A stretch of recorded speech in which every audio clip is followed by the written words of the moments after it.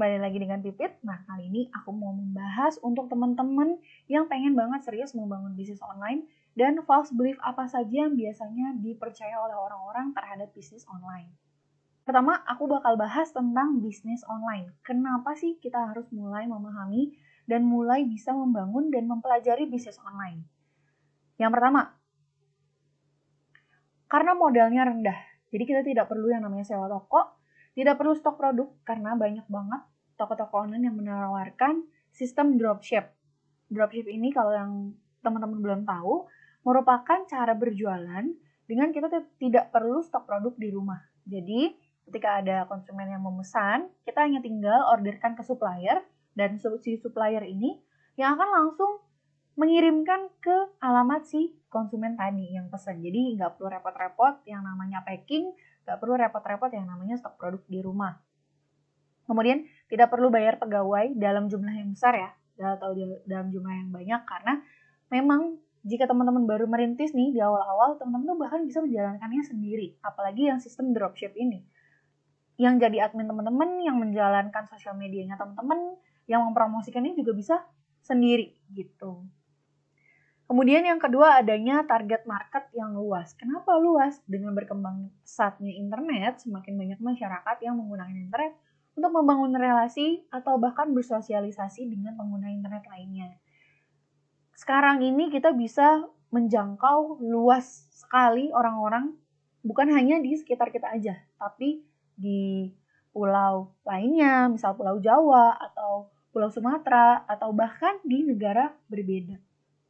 Jadi orang-orang yang memang bisa akses, yang dapat akses internet, yang sering sekali online gitu, itu bisa kita jadikan sebagai target market. Tinggal dipilah aja mau target marketnya yang seperti apa gitu. Tapi peluang untuk banyaknya orang melihat produk atau jasa yang kita jual di online itu jauh lebih banyak atau jauh lebih besar dibandingkan dengan kita menjual secara offline. Karena kan kalau misalnya offline terus kita hanya menjual atau hanya membuka satu cabang, misalnya cabangnya di Jakarta aja, ya udah orang-orang yang bisa ke toko teman-teman itu adalah orang-orang yang tinggal di Jakarta dan sekitarnya. Gimana dengan yang tinggal di Kalimantan? Gimana yang tinggal di Papua? Yang di Bali? Kan nggak bisa. Nah, dengan bisnis online, teman-teman itu bisa menjangkau market-market yang ada di luar daerah toko teman-teman sendiri. Kemudian selanjutnya, kebiasaan masyarakat yang sudah mulai berubah. Semuanya tergantung internet.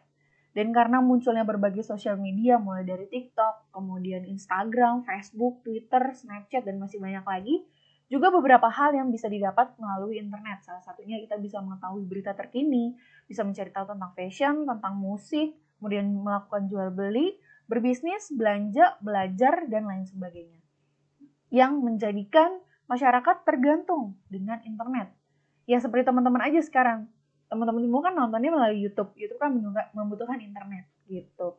Untuk chatting juga kalau dulu kita masih menggunakan yang namanya SMS, membutuhkan pulsa. Kalau sekarang kita bisa WhatsApp atau bisa Line atau yang lainnya.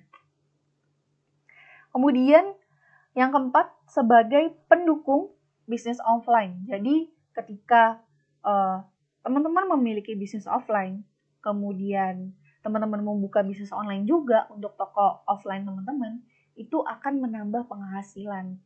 Jadi sumber penghasilannya ada dua, melalui online dan juga melalui offline.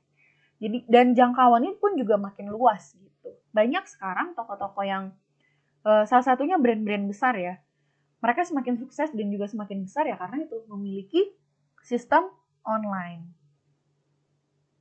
Nah, itu tadi tentang kenapa sih kita harus serius dan harus mau membuka bisnis online.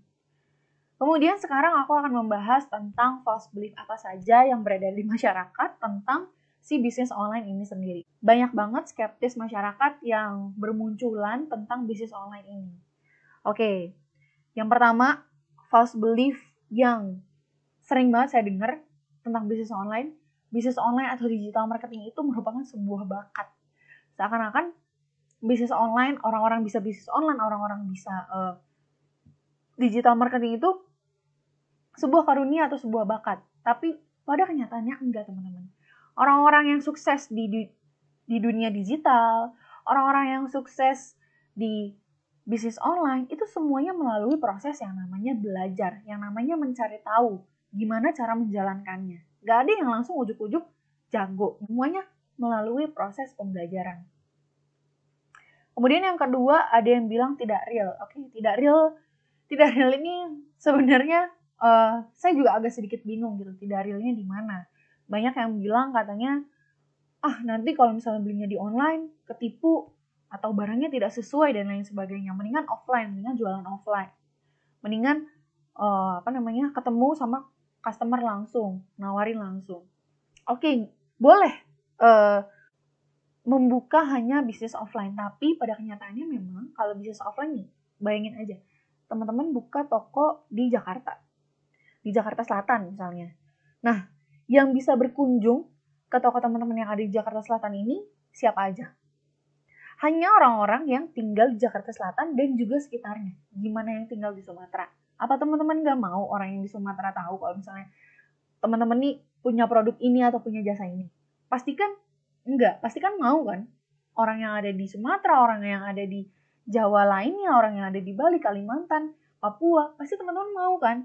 Orang yang ada di sana sampai beli produk teman-teman padahal teman-teman cuma jual di Jakarta Selatan aja. Nah, oleh karena itu, bisnis online membantu teman-teman untuk melebarkan promosi ke berbagai daerah, bahkan bisa ke luar negeri. Karena yang namanya internet kan di mana-mana di seluruh dunia itu kan sudah banyak ya, sudah ada gitu. Nah, selanjutnya banyak juga yang bilang kalau misalnya bisnis online atau digital marketing ini khusus anak muda, karena katanya anak muda itu otaknya masih fresh, masih seger, masih gampang untuk menerima yang namanya ilmu baru. Pada kenyataannya enggak, teman-teman. Anak muda ada juga kok yang nggak mau menerima ilmu tentang bisnis online. Anak muda juga ada kok yang males-malesan. Anak muda ada juga kok yang nggak mau nerima, ya udahlah apa adanya aja gitu, nggak mau nerima, nggak mau belajar bisnis online atau ilmu-ilmu yang baru.